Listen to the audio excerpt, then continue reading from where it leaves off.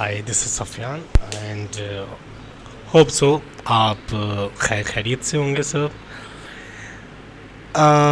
Next हमारा जो lecture है वो आज MTS 302 का लेक्चर नंबर 5 से हमने स्टार्ट करना है।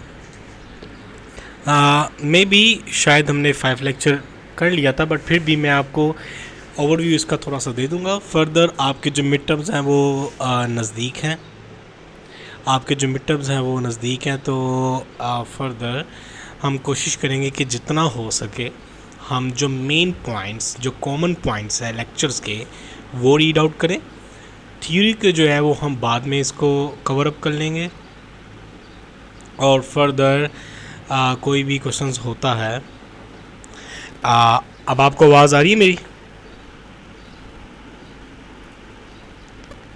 अगर आपको मेरी आवाज़ आ रही है तो ऐसा करें, फर्दर ये जो कोमल इफ्तिखार है वो काइंडली अपना माइक ऑफ कर लें। जी अब आ रही है आप सबको आवाज़ मेरी? अच्छा चलिए, नेक्स्ट लेक्चर नंबर 5 से हम स्टार्ट करते हैं। और मैं आपसे ये बात कर रहा था कि हम कोशिश करेंगे कि जितना हो सके हम वाइंड अप करेंगे अपने टॉपिक्स को, मेन टॉपिक्स को हम रीड आउट करेंगे, गो थ्रू करेंगे, और साथ साथ होप सो कि हम वो टॉपिक्स को और वो जो हमारी थ्योरीज़ हैं, थ्योरम्स हैं, और साथ जो हमारे फार्मूलाज हैं उनको रीड आउट करेंगे, जो हमारे लिए इम्पोर्टेंट है, जो कि आएंगे हमारे, मोस्टली आ भी सकते हैं MCQs में, शॉर्ट क्वेश्चंस में, मिड टर्म्स में।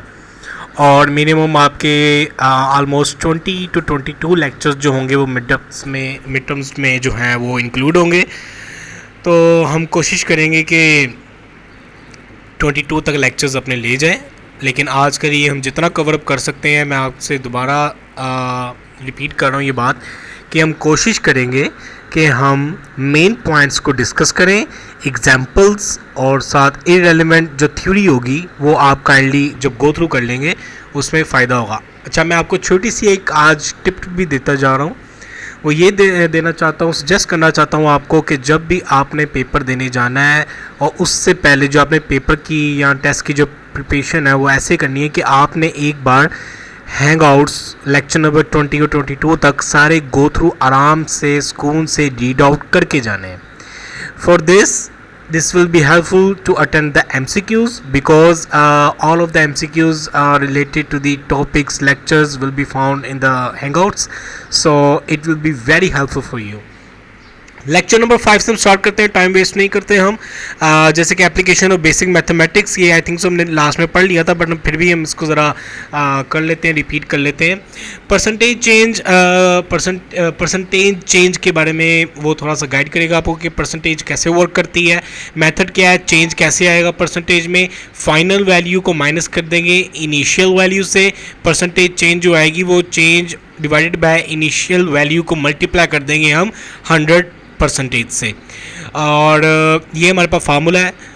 इट्स सिंपल, लाइक मैं अगर आपको एग्जांपल देना चाहूँ एज ए कोड वर्ड में, जैसे कि अगर आपने किसी भी चीज़ की परसेंटेज लेनी है, जैसे आपके मार्क्स हैं, तो अगर आपने 100 मार्क्स में से 50 मार्क्स लिए हैं तो आप 50 को डिवाइड करोगे 100 में, जो कि इनिशियल यानी कि जो फर्स्ट जो आपके टोटल अमाउंट है उसमें, और जो आपके ऑब्टेन मार्क्स हैं वो 50 नोमिनेटर में आते हैं, डिनोमिनेटर में आपके आते हैं टोटल मार्क्स, और मल्टीप्लाई करते हैं वो 100 से। 100 is also call for the percentage. So जो हमारे पास परसेंटेज आएगी चेंज, वो हमारे पास, अच्छा कैलकुलेशन जो आपके सामने लिखी है यहाँ पे, आप ज़रा गौर से देखें, मैं हाईलाइट भी कर दूँगा इसको, जिसमें आप प्रॉपर देख भी सकते हैं कि ये वाला हमारा एक टॉपिक है जिसको मैं हाईलाइट कर रहा हूँ, इसको मैं गो थ्रू करवा रहा हूँ आपसे। सो परसेंटेज चेंज कैसे वर्क करती है, इनिशियल वैल्यू हमारे पास 1000 थी, फाइनल वैल्यू हमारे पास 2500 है, तो 1500 जो हमारा डिफरेंस आया है चेंज का, जो चेंज हमारे पास आया है वो 1500 का है, जो 1500 हमने डिवाइड करना है 1000 में। सो नोमिनेटर में जाएगा चेंज की वैल्यू, डिनोमिनेटर में जाएगी हमारे पास टोटल इनिशियल वैल्यू जो थी, और मल्टीप्लाई करेंगे 100 से। 100 is goes to for the percentage. So हमारे पास जो टोटल चेंज इन परसेंटेज में आया वो आया 150%। ओके, सो इसको मैंने हाईलाइट कर लिया, आपको गो थ्रू करने में आसानी होगी। जैसे कि नीचे आपके एक्सेल में, अब आपको मैंने एक्सेल का भी थोड़ा ओवरव्यू पहले दे दिया हुआ है। Excel is just for the data and for the calculations and calculus, ये सारा हमारा डाटा को मेंटेन करने के लिए इस्तेमाल होता है। इसमें डिफरेंट हमारे फार्मूलाज लगते हैं, जैसे कि आपके सामने एक्सेल में उसने परसेंटेज चेंज का मेथड बताया है कि how it will works and how it will like return the value. So sales Monday, जो सेल मंडे को हुई थी वो 1000 थी। सेल नेक्स्ट डे जो हुई थी वो हुई थी हमारे पास 2500। सो हमारे पास जो सेल नेक्स्ट जो हुई थी वो आई थी 2500। सो इंक्रीज जो हुआ था हमारे पास, जो डिफरेंस चेंज इन आया था वो आया था 1500। सो जो हमारे पास परसेंटेज इंक्रीज हुई वो 150%। Quite easy. सो इसको गो थ्रू कर लेंगे। और सेकेंडली मैं आपको दोबारा रिपीट कर रहा हूँ, एग्जाम्पल्स को मैं इसलिए गो थ्रू नहीं करवा रहा आपको, और करवा भी रहा हूँ तो वो बहुत हरी करवा रहा हूँ, वो इस वजह से ताकि हम जल्दी से जल्दी अपने मेन पॉइंट्स को कवर अप कर लें। एग्जाम्पल आपके सामने है, इसको आप गो थ्रू करेंगे, आपको अच्छे से पता चल जाएगा कि कैसे आपका चेंज इन रेट आता है परसेंटेज में। और फर्दर हम चलते हैं नेक्स्ट कैलकुलेशन की तरफ, जिसमें एग्जांपल दी हुई आपको कि ओरिजिनल फ्रूट जो 15 kg थे, फाइनल फ्रूट जो थे 3 kg बचे, जो हमारे पास डिफरेंस चेंज आया वो -12 kg का आया। ओके, सो अब ये नेगेटिव में बता रहा है, पहले उन्होंने हमें पॉजिटिव में बताया, न्यूट्रल में बताया कि परसेंटेज चेंज में क्या फ़र्क आता है, वो हमें नेगेटिव में बता रहा है कि अगर फॉर एग्जांपल एक ओरिजिनल फ्रूट लेके आता है इंसान 15 kg का, और उसमें से फाइनल फ्रूट जो उसमें से सही वाले निकलते हैं वो हमारे पास निकलते हैं 3 kg। सो 3 - 15 करेंगे तो हमारे पास जो चेंज आएगा वो -12 का आएगा, क्योंकि उसमें से जो 12 kg थे वो हमारे थोड़े से एक्सपायर थे। सो जो हमारे पास माइनस आया था, अब उसकी हम परसेंटेज लेंगे तो -80। सो मैं I am going to highlight this one as well. So ये मैं हाईलाइट कर रहा हूँ आपके सामने ताकि पता चल जाए हम कौन सी चीज़ कौन सी एग्जांपल्स को रीड आउट कर रहे हैं। सो हमारे पास जो चेंज आया, साइज रिड्यूस्ड बाय 80%। ओके, सो अब ये माइनस में आ गया। सो न्यूट्रल में और नेगेटिव में उसने सेम प्रोसीजर है, सेम फार्मूला, जस्ट नेगेटिव में आपने नेगेटिव साइन इंक्लूड कर देना।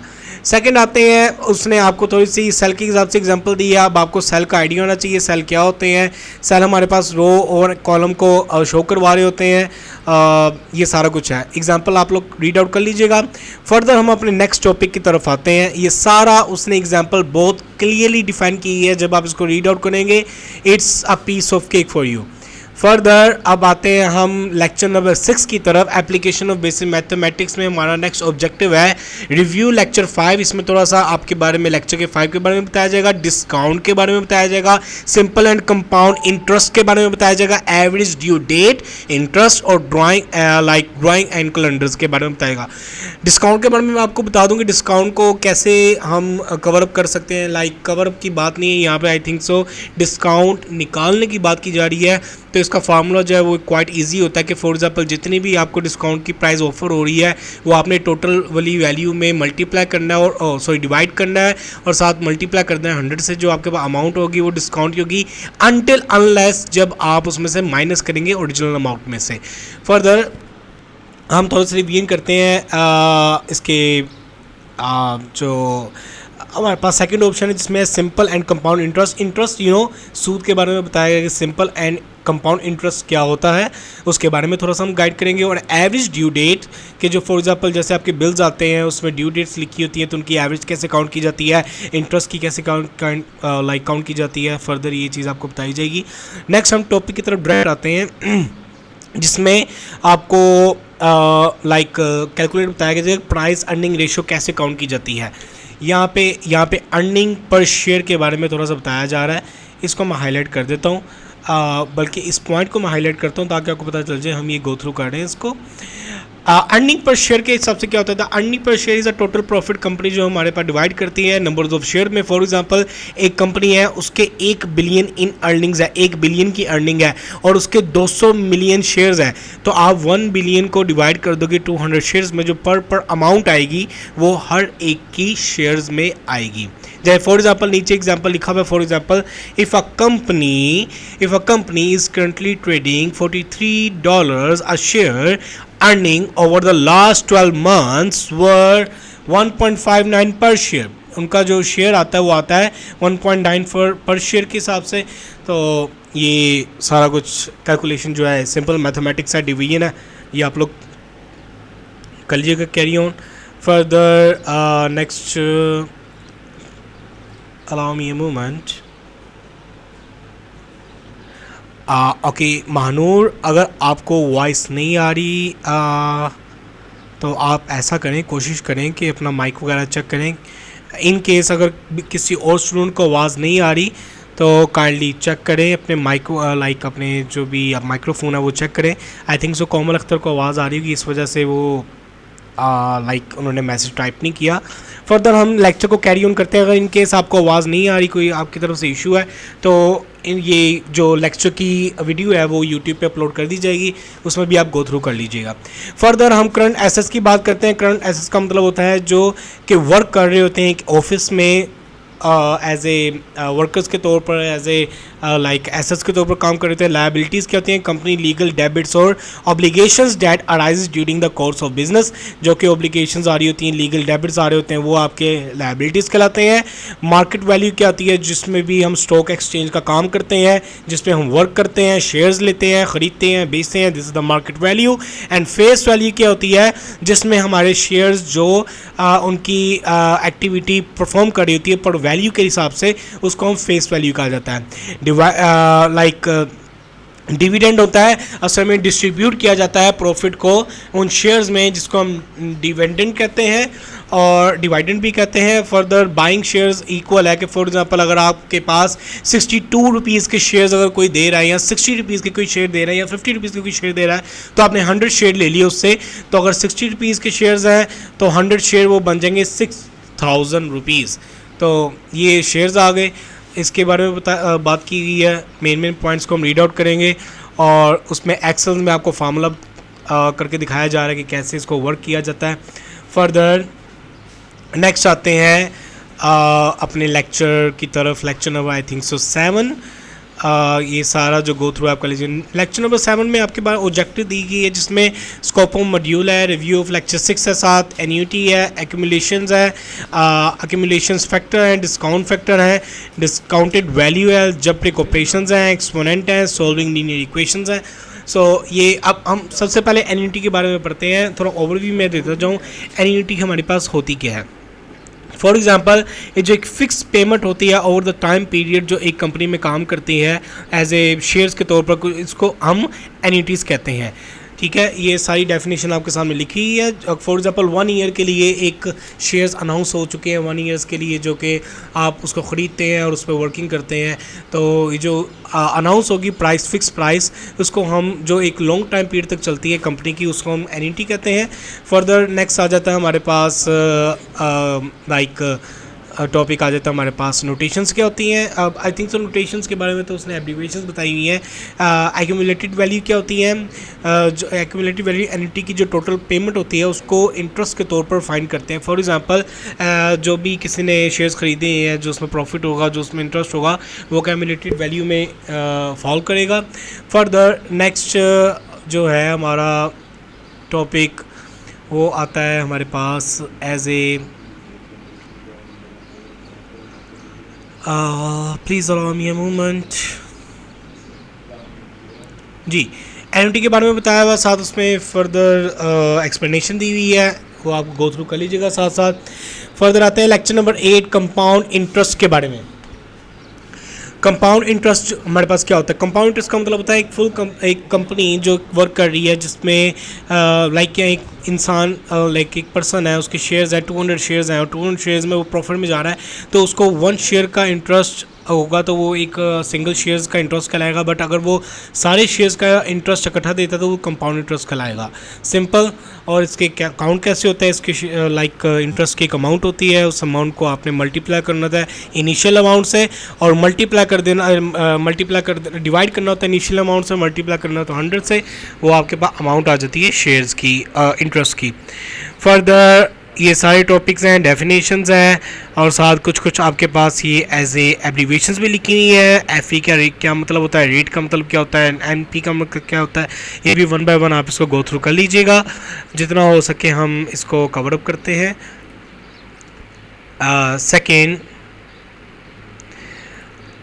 सेकेंड हम आते हैं लेक्चर नंबर अपने 9 की तरफ, जिसमें ऑब्जेक्टिव में लिखा हुआ है the objective of the lecture 8 के बारे में पढ़ेंगे, मैट्रिसेस के बारे में पढ़ेंगे, what is matrices, how now. तो आपको मैट्रिसेस की होगी थोड़ी सी, क्योंकि आपने 9th क्लास में ये अपने पंजाब बोर्ड में जिसने पढ़ा है उसमें रीड आउट किया होगा।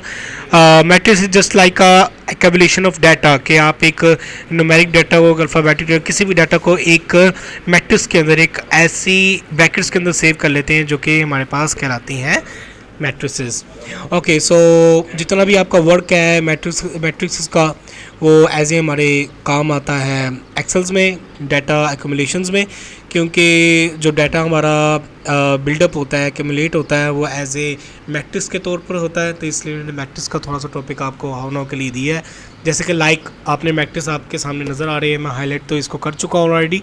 तो ये टॉपिक को हम रीड आउट कर रहे हैं। मैं थोड़ा सा इसका गाइडलाइन आपको ये देना चाहूँगा कि इन केस फॉर एग्ज़ाम्पल आपके पास एक यूथ है और उसके आपके जो शर्ट्स हैं, पैंट्स हैं, शॉर्ट्स हैं और टी शर्ट्स हैं, उनके साइज़ हैं कि कैसे आप करें। जैसे फॉर एग्जांपल स्वीट पैंट्स है, यूथ की 0 है, स्मॉल्स 10 है और मीडियम 34 है, 40 लार्ज है, एक्सेल 12 है। सो इसकी जितना भी डाटा आपके सामने लिखा हुआ है, it is in a tabular form.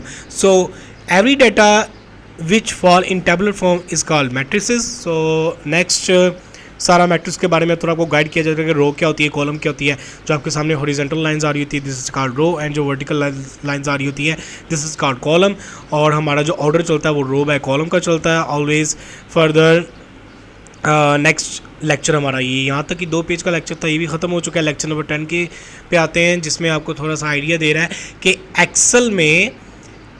Excel में आपका टेबुलर फॉर्म का क्या मीन्स किरदार है, कैसे वो कैरेक्टरिस्टिक्स वर्क करते हैं। जैसे कि आपके सामने एक टेबल बना हुआ है एक्सेल में, जिसमें उसने प्रोडक्ट लिखी हुई है, T shirts and sweat shirts, और 7 साइजेस लिखी हैं, स्मॉल मीडियम लार्ज एक्सेल्स, और उनके साथ साथ क्वांटिटी लिखी हुई है। सो ये डाटा टेबुलर फॉर्म में है, तो it is fall under matrices. So ये आपके सामने एज ए लिखा हुआ यूनिवर्सिटी 7 सितंबर, ये उन्होंने साइज़ दिया था, अब उन्होंने नेक्स्ट ये साइज़ दिया है। तो जितना भी डाटा अगर आप इनका एज एक्यूमुलेशंस देखा जाए, तो नीचे एग्जांपल्स में आपके सामने लिखा हुआ है कि टोटल शर्ट जो थी वो 100, 300, 500 एंड 300, और फर्दर जो स्वेट शर्ट्स, ये सारा डाटा टेबुलर फॉर्म में एस का दिया है, जो कि सितंबर में क्लॉथिंग हुई थी। और नेक्स्ट जो हमारी क्लॉथिंग हुई थी यूनिवर्सिटी में, वो भी आई थिंक सितंबर में ही है। सो उन्होंने उसको जो सेट का नाम दिया वो हमें आर दे दिया। मैट्रिक्स ऑपरेशंस कैसे करते हैं, जिसमें पॉइंट्स लिखे हैं, organize interpret data using matrices, कि कैसे हम ऑर्गेनाइज कर सकते हैं, डाटा को इंटरप्ट कर सकते हैं, साथ उसको कम्युलेट कर सकते हैं। Use matrices in business applications, कि कैसे हम मैट्रिक्स को बिजनेस एप्लीकेशन में यूज़ कर सकते हैं। लाइक इट्स सिंपल कि अगर आप किसी मेडिकल शोज में जाते हैं, लाइक क्लिनिक्स, या फॉर एग्जांपल अगर आप फजलदीन के पास जाते हैं, उनके पास जो डाटा मौजूद होता है, उनके स्टॉक्स का, मेडिसिन्स का, जितना भी डाटा होता है, वो एज ए टेबुलर फॉर्म में एक्सेल शीट में इस्तेमाल हो रहा होता है। But I think so Excel से भी एडवांस एप्लीकेशन उनके पास आ गई होंगी। बट प्रीवियसली जो पाकिस्तान में टूल्स मोस्टली चलता था वो एक्सेल ही था, सारे टेबुलर फॉर्म में, क्योंकि वो सिंपल सा फार्मूला था कि अगर फॉर एग्जांपल एक चीज़ सेल हो गई है, वो ऑटोमेटिकली वहाँ से डिडक्ट हो जाती थी और वो स्टॉक मार्केट यानी कि स्टॉक वाले पोर्शन में जाके ऐड हो जाती थी। सेम उसी तरह का जो पिक्टोरियल रिप्रेजेंटेशन है वो आपको पेज नंबर 75 में दिखाई जा रही है कि इस तरह का डाटा आपका टेबुलर फॉर्म में शो होता है। क्वाइट सिंपल, आप इसको गो थ्रू करेंगे, it will be very helpful for you. इनके जो क्वेश्चंस आंसर और इनके जो फार्मूलाज हैं उनको गो थ्रू, इनके जो थ्योरम्स हैं इनके गो थ्रू लाजमी कीजिएगा, जो कि MCQs में आ सकते हैं। फर्दर नेक्स्ट आते हैं हम अपनी फॉर एग्जाम्पल की तरफ, जिसमें एक एग्जाम्पल दी गई है। छोटी सी एग्जाम्पल मैं आपको समझा देता हूँ। फॉर एग्जाम्पल कहता है given matrix below decided if it indicated product exist and if the product exists determine the dimension of the product matrix। 2 cell दी है आपके पास, यानी कि सेट्स दी हैं। ए है, ये आपके सामने उसने दे दी कि प्रोडक्ट्स हैं, और इनको आपने ज़रा इनकी डायमेंशन बतानी कि डायमेंशन क्या। फर्स्ट ऑफ ऑल की डायमेंशन जो है वो 3 कॉलम और 3 रो है, सेकंड वाले की 3 रोज़ हैं 2 कॉलम है। जैसे कि मैं आपको दोबारा हाईलाइट कर दूँ, आपको नज़र आना चाहिए ये देखें। ए बी, अगर ए बी क्या है, उसमें हमारे पास 3 रो 3 कॉलम्स हैं और बी के 3 रोज एंड 2 कॉलम्स हैं। यस, द प्रोडक्ट एग्जिस्टेबल, जो प्रोडक्ट है हमारी मैट्रिक्स की वो तभी अवेलेबल है जब हमारे पास जो मैट्रिक्स है उनका ऑर्डर सेम हो। सो इनकी डायमेंशन 3/2 है, so it is possible, but in case अगर हम नेक्स्ट जाएंगे, इनर डायमेंशन हमारे पास 2 है, ओके। सो और फर्दर हमारे पास जो ए है 3 मल्टीपल हुआ 2 है, सो ऑर्डर मैच नहीं करे, रॉ जो है उसके हमारे पास ऑर्डर मैच नहीं करे, सो दैट्स द रीज़न हमारे पास पॉसिबिलिटी नहीं है इनकी प्रोडक्ट हासिल करने की। लेक्चर नंबर 11 में आते हैं, ओवरव्यू दिया है लेक्चर 10 का, मैट्रिक्स फंक्शन बताए हैं जो एक्सेल में यूज़ होते हैं, setup the like manipulate ratios बताइए। अब आपको थोड़ा सा रेशियो के बारे में बताया जाएगा। रो 1 है जिसमें आपको एक फंक्शन दिया है D A multiply B minus B multiply C, same goes to column B, और वो कहता है कि इसका जो रेशियोज है वो कैसे करते हैं। डायरेक्ट रेशियो पे आते हैं ताकि हमें पता चल जाए कि फॉर एग्जाम्पल मिनी वर्ड्स लिखा हुआ है data 4, data -1, 2, 0, 0, 0.5 and -1, 2, this is the ratio of the data, कि ये ऐसे हमारे पास डाटा वर्क कर रहा है कि एक टाइम 4 था और दूसरी तरफ -1 था, उस टाइम पे एक तरफ 2 था तो उस टाइम उसका 0 था, 0.5 था। ये इंक्रीज ऑफ रेशियोज आपको बता रहे हैं, थोड़ा सा गाइड कर रहे हैं, इसको भी आप गो थ्रू करें, ईजी है, नो इशू, कोई मुश्किल नहीं है इसमें। फर्दर नेक्स्ट हम चलते हैं रेशियोज। अब आपको दोबारा एक डेफिनेशन के तौर पर भी बता रहा है, हाईलाइट करने लगा इसको ताकि हम थोड़ा सा इसको गो थ्रू कर लें। So a ratio is a comparison between things, दो थिंग्स के बीच में कोई भी कंपैरिजन उसका रेशियो कहलाता है। If in a room there are 3 men, 3 बंदे हैं, 15 वुमेन्स, 15 औरतें हैं, रेशियो विल बी 2:1, बिकॉज जब आप 30 और 15 हाफ एंड हाफ का फ़र्क है, 15 मल्टीप्लाई अगर आप डिवाइड करते हैं 15 टू द 30, तो 2 जो है ना कि जो डबल क्वांटिटी है वो मेंस की है और जो 1 क्वांटिटी है वो किसकी है, वुमेन्स की है। दिस इज कॉल्ड रेशियो, के हम कंपैरिजन निकालते हैं थिंग्स के बीच में। और इसी तरह हम प्राइस की रेशियोज भी निकालते हैं, जैसे कि स्टॉक मार्केट का कहाँ रेट क्या चल रहा है और उसकी प्रॉफिट रेंज क्या आ रही है, दूसरी कंपनी में क्या चल रही है, सो उसका रेशियो जो है वो 1 by 1 इधर चल सकता है। फर्दर नेक्स्ट रेशियो के बारे में मैंने आपको बता दिया, इट्स क्वाइट ईजी, जब आप देखेंगे आपको बहुत ईजी समझ आएगा कि रेशियो वर्क कैसे करती है।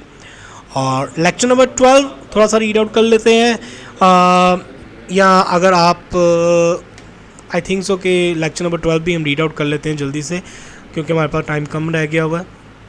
रेशियो एंड प्रोपोर्शन के बारे में, अब रेशियो जो है वो कंपैरिजन करता है, प्रोपोर्शन क्या करता है, इक्वालिटी करता है दो रेशियोज़ की आपस में।